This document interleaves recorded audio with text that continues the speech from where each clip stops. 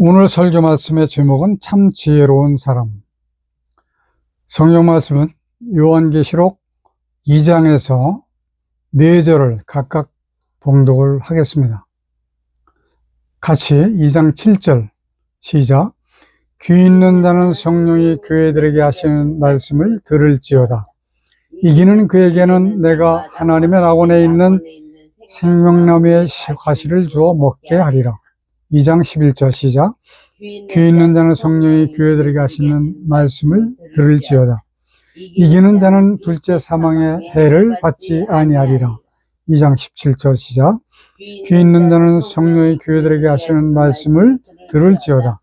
이기는 그에게는 내가 감추었던 만나를 주고 또 흰돌을 줄 터인데 그 돌 위에 새 이름을 기록한 것이 있나니 받는 자밖에는 그 이름을 알 사람이 없느니라. 26절. 이기는 자와 끝까지 내 일을 지키는 그에게 만국을 다스리는 권세를 주리니. 아멘. 오늘 본문 말씀은 모두 이기는 자라고 하는 단어를 가지고 있습니다. 뿐만 아니라 귀 있는 자라고 하는 단어도 반복적으로 나왔습니다. 자, 귀 있는 자라고 하는 말씀은 성령께서 지상에 있는 모든 교회, 즉 성도들에게 하시는 말씀을 들어야 하는 자라고 이 구절들이 규정을 하고 계신 겁니다. 귀 있는 자는 들을지어다라고 하는 말씀이 계시록에만 나오는 것이 아니에요. 마가복음 4장 9절에서도 말씀하고 계시고 다른 곳에도 많이 나옵니다. 세상에 귀가 없는 사람이 있겠습니까? 그런데 성경은 귀는 있어도 들을 수 있는 귀와 들을 수 없는 귀가 있다라고 말씀을 하고 계신 거예요. 이것은 현실입니다.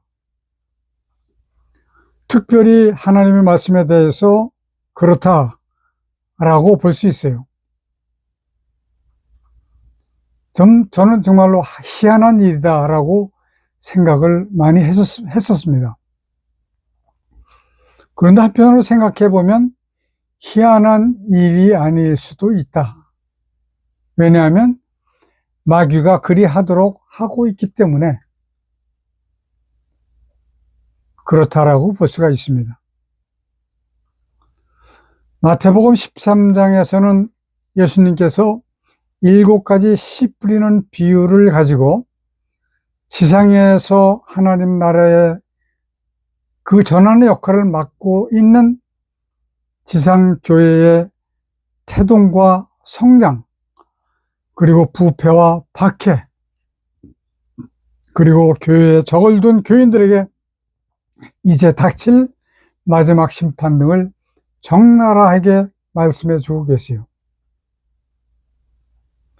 이것은 어떤 씨앗을 뿌리는 것으로 보시면 안 됩니다. 마지막 심판을 말씀하신 거예요. 하나님의 마지막 심판의 대상은 세상이 아닙니다. 교회입니다. 교회 밖 세상은 이미 불못으로 정해져 있기 때문에 심판의 대상이 되지를 않아요. 교회 안에서 정말로 하나님의 백성과 마귀의 졸개들을 추려내는 겁니다. 성경은 말씀하시기를 알곡과 쭉정이를 가르친다 이렇게 말씀을 하고 계시죠. 알곡은 하나님의 백성이고 쭉정이는 마귀의 쫄개예요. 계시록 11장 1절과 2절을 보면 또 내게 지팡이 같은 갈대를 주며 말하기를 일어나서 하나님의 성전과 제단과 그 안에서 경배하는 자들을 청량하되 성전 밖 마당은 청량하지 말고 그냥 두라. 이것을 이방인에게 주었은즉 저희가 42달 동안 거룩한 성을 42달 동안 짓밟으리라.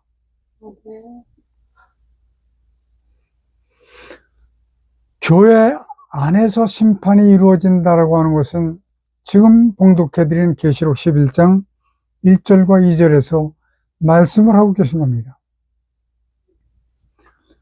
자, 비유로 말씀하셨기 때문에 제자들이 무슨 뜻이냐고 물었어요. 그래서 일일이 풀어서 설명을 해 주시면서 마태복음 13장 11절에서 말씀하시기를 천국의 비밀은 너희에게는 알도록 허락되었지만 저들에게는 허락하시지 아니하셨기 때문에 비유로 말씀하시는 것이다 라고 말씀을 하십니다. 제자들에게 비유로 설명하신 예수께서 마태복음 13장 16절에서 너희는 눈으로 볼 수 있고 귀로 들을 수 있으니 복이 있도다. 하나님께서 말씀하시는 복은 구원이에요. 구원. 영생입니다. 이것이 가장 큰 복이에요. 그러나 천국의 비밀을 아는 것이 허락되지 않은 자들은 이 비유를 이해하지 못한다라고 말씀하십니다. 여러분들도 한 분도 빠짐없이 모두 다 이해를 하셔야 됩니다. 마태복음 13장 13절에 보면 그러므로 내가 저희에게 비유로 말하기는 저희가 보아도 보지 못하며 들어도 듣지 못하며 깨닫지 못함이니라 라고 구분을 하셨어요. 오늘 제목이 참 지혜로운 사람입니다. 우리 사랑하는 성도 여러분들은 모두 참 지혜로운 사람들이 되어서 이런 말씀들을 다 깨달아서 아시기를 바랍니다. 아멘. 이어서 마태복음 13장 15절부터 16절까지 보니까 이 백성들의 마음이 완악하여져서 그 귀는 듣기에 둔하고 눈은 감았으니 이는 눈으로 보고 귀로 듣고 마음으로 깨달아 돌이켜 내게 고침을 받을까 두려워함이라 하였느니라. 16절 그러나 너희 눈은 봄으로 너희 귀는 들음으로 복이 있도다. 아멘. 듣고 보고 이해를 해야지만 구원의 복을 받을 수가 있기 때문에 아주 중요한 말씀이에요. 예수께서 속량 제물로 십자가에서 흘리신 보혈과 십자가에서 찢기신 그 육신은 세상 모든 사람들을 구원해주고 치유해주고 이렇게 할 수 있는 충분한 자격이 있고 조건이 되지만 많은 사람들은 하나님께서 구원의 문을 허락하시지 않으셨기 때문에 그들이 하나님 앞에 자기들이 얼마나 큰 죄를 범했는지를 깨닫고 그 죄를 회개할 기회를 막으셨다라고 하는 것 때문에 구원의 문 안에 들어와서 은혜로 치유받는 복을 얻지 못했다라고 하는 말씀입니다. 이거는 그냥 말씀으로 듣고 흘려보낼 내용이 아닙니다. 성령께서 지상의 교회들을 향해서 하시는 말씀을 들을 수 있는 그 귀가 있는 성도들은 지상교회 안에 그리 많지 않은 것 같아요. 그렇게 보이질 않아요. 더 많은 교인들이 이 생명의 말씀을 들을 수 없는 기회 쪽에 있는 것이 분명합니다. 하나님은 모든 사람들이 구원받기를 원하고 계세요. 그러나 구원받을 수 있는 사람이 많지가 않은 현실이라고 하는 거예요. 그래서 여러분들은 모두가 한 분도 빠짐없이 구원에 이르시기를 축원합니다. 아멘. 과연 여러분들은 어느 쪽에 속해 있을까? 퀘스천을 붙여봐야 되지 않을까요? 성령께서 하시는 생명의 말씀이 여러분들 귀에 들리십니까? 아멘. 이 질문에 대답을 어떻게 하시든지 각자가 자신이 속해 있는 쪽이 과연 들을 귀 있는 자의 쪽인지 들을 귀 없는 자의 쪽인지를 구별해주는 기준이 바로 들리느냐 들리지 않느냐가 되는 겁니다. 그러니까 들려야 되지 않겠습니까? 그러니까 설교 예배 정신을 차리고 집중해서 듣고 예배를 드려야 되는 거예요. 요한에게 말씀하십니다. 계시록 11장 1절에서 하나님의 성전과 제단과 그 안에서 경배하는 자들을 청량하라. 개역개정판에서는 청량이라고 고쳤어요. 개역 한글 옛날 성경은 청량으로 되어 있습니다. 청량과 청량은 좀 차이가 있습니다. 청량은 자를 가지고 길이를 재는 그 행위예요. 청량은 따져서 양을 고르는 겁니다. 이러한 명령이 요한에게 내려졌습니다. 이 명령은 계시록에서만 하신 말씀이 아니라 에스겔 40장 3절에서도 청량하는 장대로 표현을 해주셨고 스가랴서 2장 1절에도 청량하는 줄 3줄입니다. 3줄. 지금처럼 고급 줄들이 없었지요. 이 말씀들을 통해서 알 수 있는 것은 무엇이냐면 하나님께서 제대로 되고 있는지를 감리하고 계시다라고 하는 것입니다. 청량의 기준이 하나님의 설계대로 정확하게 맞게 지어졌는지, 지어지고 있는지, 그렇지 않은지를 살펴보시고 있다라고 하는 말씀입니다. 이 청량에 사용되어지는 청량, 기구, 장대와 청량줄은 바로 성령께서 주신 말씀인 것도 우리는 알고 있습니다. 말씀으로 재보는 거예요. 히브리서 4장 12절에 보니까 하나님의 말씀은 살았고 운동력이 있어 좌우의 날선 어떤 검보다도 예리하여 혼과 영과 및 관절과 골수를 찔러 쪼개기까지 하며 또 마음의 생각과 뜻을 감찰하라니. 말씀으로 재는 겁니다. 제대로 말씀을 듣고 이해하고 깨달았는지, 그래서 삶의 변화가 되고 거듭나는지 이것을 보시는 거예요. 누가복음 12장 2절에서는 말씀하시기를 어느 것 하나라도 숨길 수 없는 말씀의 빛 앞에서 드러나지 않을 것은 단 하나도 없다라고 말씀하시는 겁니다. 거울보다도 더 깊은 곳까지 볼 수 있는 것이 바로 말씀이라고 하는 거예요.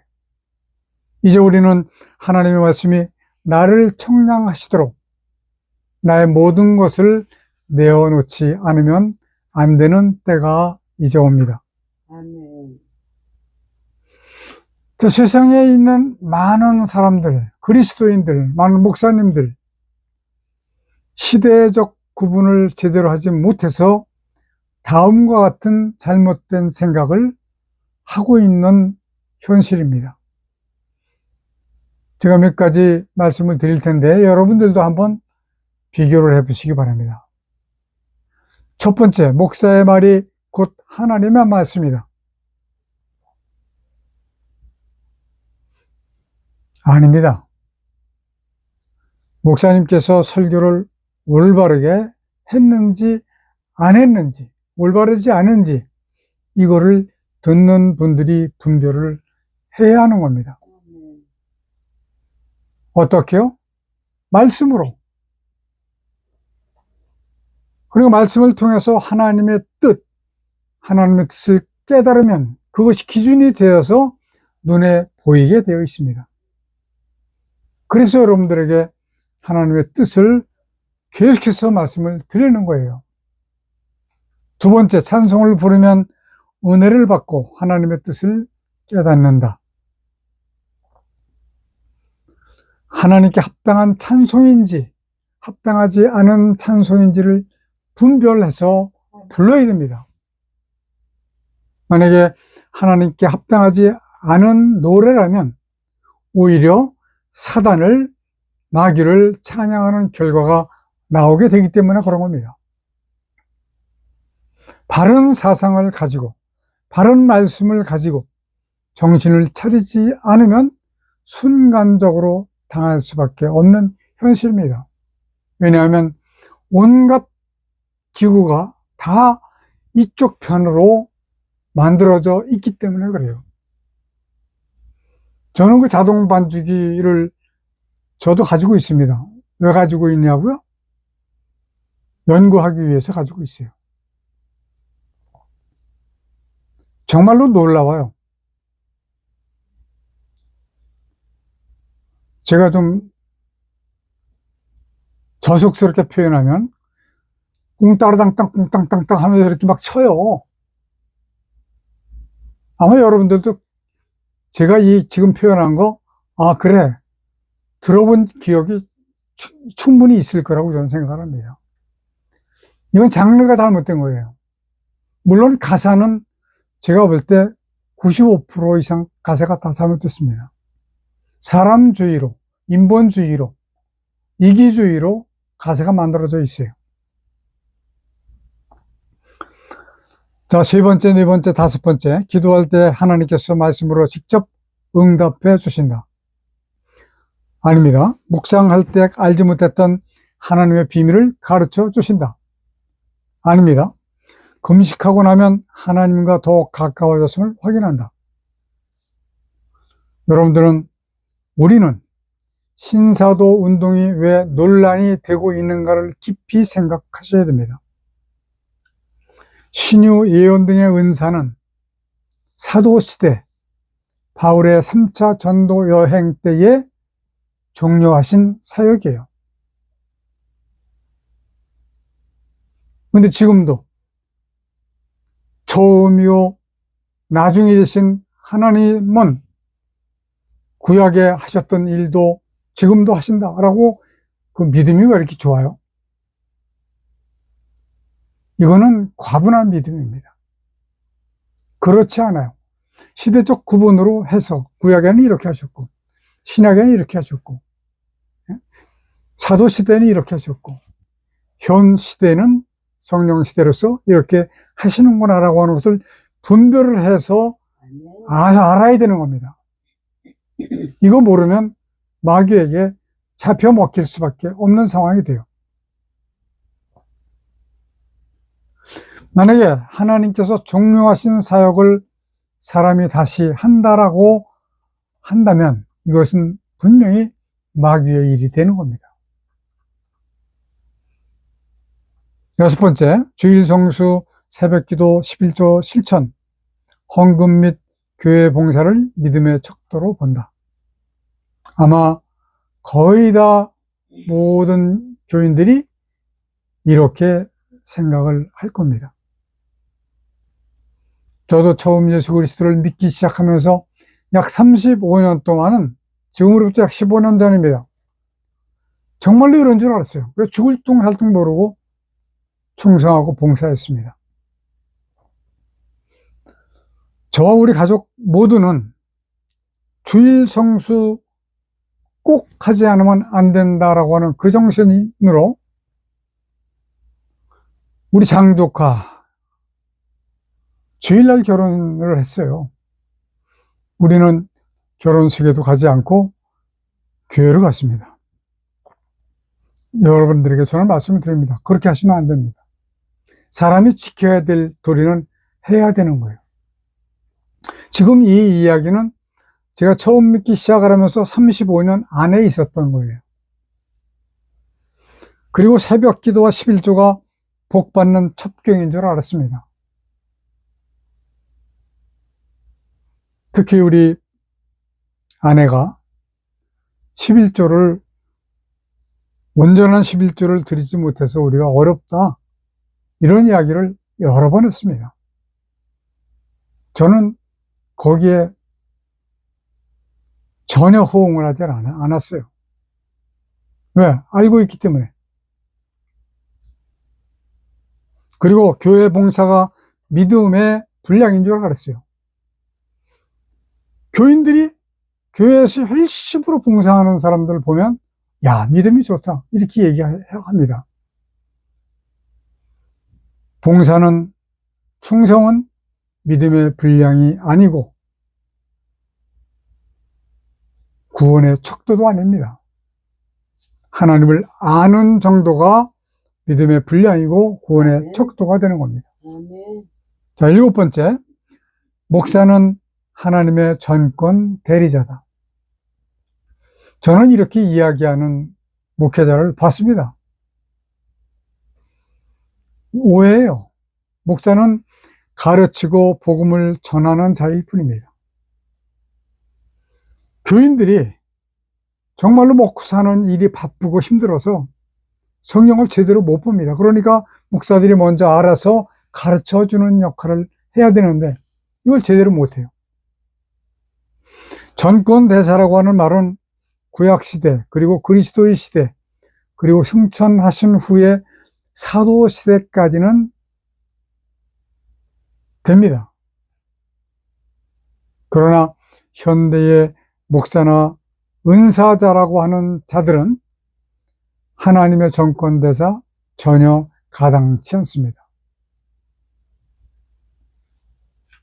8번째, 성경을 읽는 시간보다 기도, 금식, CCM으로 노래하는 시간이 더 많다.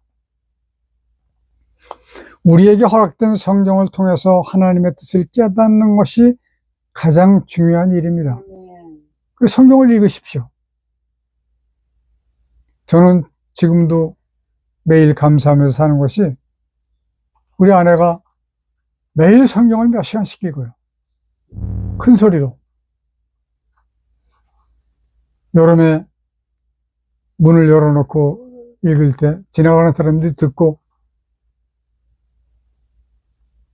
거의 모든 사람들이 교회를, 예수님을 믿는 가정인가 보다고 저한테 얘기하는 분들이 계세요. 자, 특히 CCM은 하나님께 합당한 노래가 몇 곡 되지 않습니다. 제가 10수년 전에 데이터 낸 걸 보면 약 5,000곡 정도가 CCM이 나와 있어요. 지금은 한 10,000곡 정도 될 것 같습니다. CCM 부를 수 있는 노래가 많지 않습니다. 골라봤자 몇 곡 안 돼요. 오히려 그냥 찬송가를 부르세요. 저는 시편 찬송가를 권하고 싶어요. 우리가 예배 전에 시편 찬송가를 한 편씩 부르는데 정말로 감사한 겁니다. 시편 찬송가는 노래를 멋지게 부르지 못한다고 할지라도 하나님께 영광이 되는 찬송이기 때문에 불러야 되는 겁니다. 가사를 보고 그 옛날 할머니, 할아버지들 노래하듯이 곡조는 그렇게 붙여도 괜찮아요. 음표를 볼 수 없는 지경이라면 그렇게 불러도 찬송이 됩니다. 왜? 하나님의 말씀을 읽는 거기 때문에 찬송이 되는 거예요. 아름답게 부르는 것 좋습니다.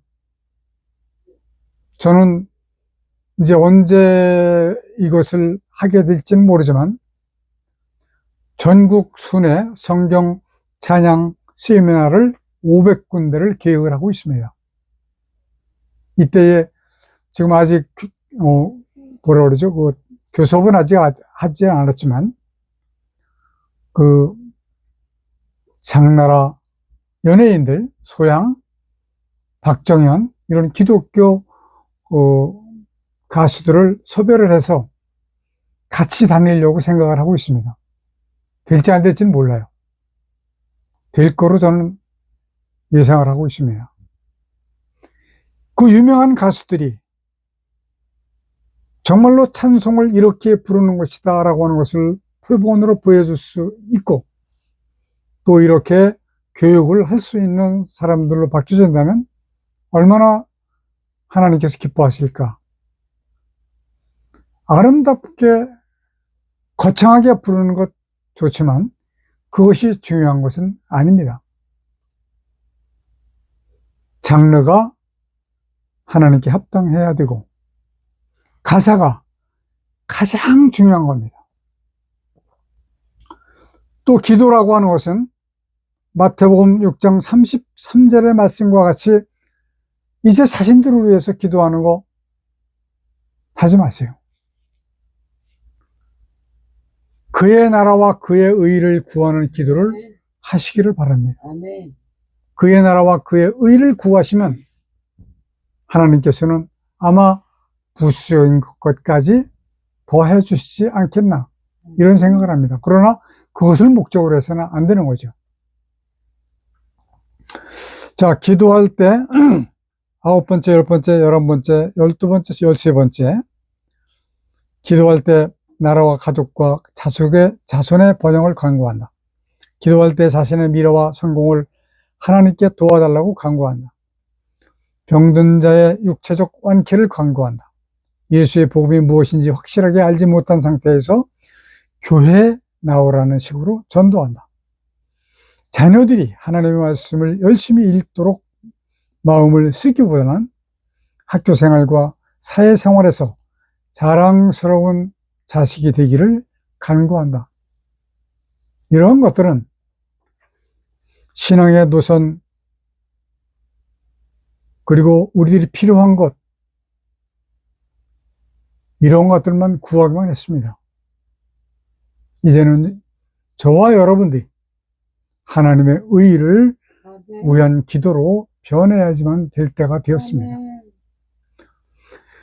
세상 일은 어차피 사단과의 전쟁이니만큼 철장으로 부숴야 되는 겁니다. 마귀와 싸울 무기, 철장은 바로 하나님의 말씀입니다. 그러니까 말씀을 알아야 돼요. 철장이 하나님의 말씀인 것을 마귀는 알고 있습니다. 그래서 하나님께서 마귀, 곧 자신과 싸울 성도들에게 주신 하나님의 말씀인 것을 알기 때문에 성경을 오역하도록 한 겁니다. 우리 성경오역 재편찬 위원회에서 오역을 고치고 있는 일은 세상에서 가장 중요하고 가장 큰 일이라고 저는 말씀을 드립니다. 자, 14번째, 지금과 같이 교회 생활을 계속해 나가면 구원을 받을 수 있다고 확신한다. 구원을 받으려면 하나님의 말씀을 통해서 하나님의 천지창조의 목적을 깨달아야 합니다. 그래야지만 거듭날 수 있기 때문에 그런 겁니다. 성경은 거듭나지 아니하면 하나님 나라를 볼 수도 없고 들어갈 수도 없다고 요한복음 3장 3절과 5절에서 분명하게 규정을 하셨어요. 변할 수 없는 진리입니다. 근데 이것을 가르치는 목사님들이 많지가 않아요. 3장 16절만 이야기하죠. 하나님의 세상을 이처럼 사랑하사 독생자를 주셨으니 이는 저를 믿는 자마다 멸망치 않고 영생을 얻게 하려 하십니다. 이것을 얻었다라고 착각을 하고 있습니다. 얻게 하려 하시는 겁니다. 얻는 곳까지, 얻을 곳까지 인도하시는 것이 바로 16절이에요. 자, 마지막 15번째, 16번째. 목사가 기도하면 불임자가 임신도 하고 어떠한 질병도 고쳐진다. 16번째, 응답을 받지 못하는 것은 믿음이 약해서다. 옛날에 사람들이 후손을 보지 못하면 절에 가서 불공을 드렸습니다. 드라마에 많이 나오죠. 혹 자식을 낳기도 합니다. 이거는 불공의 힘이 아닙니다. 여러분들이 잘 아시다시피 불교는 우상을 숭배하는 그런 종교예요. 이것은 불륜 때문이든지 아니면 자체적으로 치료가 되었기 때문인지 이것을 분별하기는 쉽지는 않습니다. 그러나 이러한 것들은 하나님의 기준에 서서 보면 보입니다. 이상의 항목들이 자신을 청량하는 기준의 전부는 아니지만 이 정도면 내가 어느 쪽에 속했는지 스스로 판단할 수 있는 물증 정도는 충분할 것으로 보입니다. 여러분들이 한번 깊이 생각해 보시기를 바라고, 이 설교 내용이 필요하신 분들이 계시면 연락을 하시면 제가 문서로 보내드리겠습니다. 만일 이 항목 중 16가지 항목 중 어떤 항목이라도 내 생활 속에서 발견이 된다면 천국의 비밀을 아는 것이 허락되지 아니한 자, 듣기는 들어도 들을 귀 없는 자, 보기는 보아도 보지 못하는 자 쪽에 속해 있다라고 보시면 맞습니다. 무슨 날벼락 같은 소리냐고요? 날벼락 같죠. 지금까지 믿기만 하면 되는 줄로 알고 열심으로 했는데 하나님의 말씀에서 하나님의 뜻에 반대되는, 그래서 하나님을 거역하는 자리에 서 있는 자들의 특징을 열거했을 뿐이에요. 아니라고요? 목사, 장로, 교회 선배들이 위에 이러한 16가지 내용들이 구원을 받을 수 있는 믿음 생활의 실체라고 가르쳐 주었다고요? 잘못 가르쳐 준 거고 잘못 배운 겁니다. 참으로 안타깝습니다. 이것이 마귀가 오늘날의 지상교회 안에 심어놓은 누룩이라고 하는 겁니다. 우리에게 좋게 보이는, 그래서 우리의 마음이 거절하기 힘들어 넙죽 받아들이게 되는, 그래서 헌금이라고 하는 명목을 내는 복채라고 보는 것이 더 마땅할 거예요. 몸으로 때우는 듯한 봉사. 저도 약 35년 동안은 참으로 죽을지 살지 모르고 봉사에 임했습니다. 새벽부터 우리 아내가 옛날에 그때 당시 북을 얼마나 잘 쳤는지 몰라요. 새벽부터 철야까지 교회의 기도와 찬양은 마치 구판을 벌리는 것 같이 그러한 현상들이 된 지가 오래되었습니다. 오늘날 교회를 다니면서 보면 그 전자 드럼이 막 그렇게 많더라고요. 이런 거 전부 없어져야 됩니다. 내 가족과 자식들과 지인들과 나라에 이런 많은 복을 주신다는데 이 정도는 당연히 해야 되는 거 아니야? 라고 생각할 수 있어요. 이것은 마치 마귀가 내 귀에 대고 사탕 줄게 내 말 잘 들어라 라고 속삭이는 그러한 겁니다. 사특한 마귀의 고도화된 전술인 것을 기억해야만 할 겁니다. 무당들의 형태가 우리를 마귀의 수족이 되게 만들고 있습니다. 우리를 자기 발 앞에 무릎 꿇게 만들려고 하는, 마치 거부하기 힘든, 질 수밖에 없는 고도의 마귀의 전술에 사람들은 어이없이 무너지고 있습니다. 대형 교회일수록 더해요. 성령이 우리에게 하신 말씀은 우리에게 주신 성경 이외에는 아무것도 없습니다.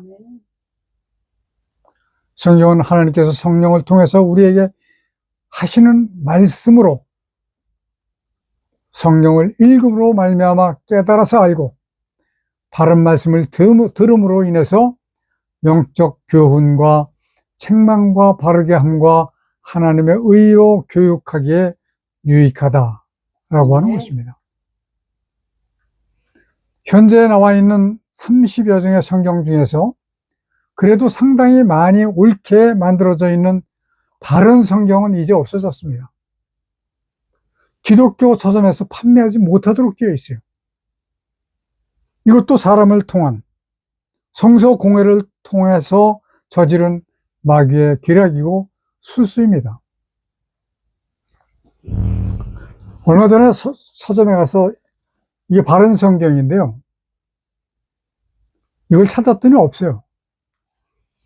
서점의 사장 집사님께서 이야기를 설명을 해 주시더라고요. 참 마음이 아팠습니다. 이러한 일은 디모데후서 3장 16절 17절에 있는 말씀, 모든 성경 하나님의 말씀은, 성경 말씀은 하나님의 영감으로 된 것으로 교훈과 책망과 바르게 함과 의로 교육하기에 유익하니 이는 하나님의 사람으로 온전케 하며 모든 선한 일을 행하기에 온전케 하려 함이니라. 사람들은 저를 보고 이렇게 생각하는 것 같아요. 찬송가도 새 찬송가가 나왔고 성경도 새 성경이 나왔는데 왜 옛날 것을 고집하고 있는가? 그 이유는 간단합니다. 찬송가도 그렇고 성경도 그렇고 내용이 바르지 않기 때문에 그런 겁니다. 사람들의 일이라면 괜찮아요. 좀 틀리면 어떻고. 제 일이라고 해도 괜찮습니다. 그러나 이 일은 창조주 하나님의 일이기 때문에 피조물 된 우리가 결코 간과할 수 없는 일이다. 성경은, 찬송은 하나님의 구원을 받을 수 있는 길로 가는 안내서이고 교과서입니다. 이것이 틀려서 되겠습니까? 갈 수 없습니다. 그래서 저는 목숨을 걸고 고치고 만들고 무료로 나누어 드리려고 지금 하고 있습니다. 다른 어떠한 사람들보다 먼저 알게 하셨으니 죽기까지 감당할 겁니다. 이것은 저 고치고 있는 저희 몇 사람의 힘으로 될 수 있는 일이 아닙니다. 여러분들께서 함께 기도를 해주시기를 바랍니다.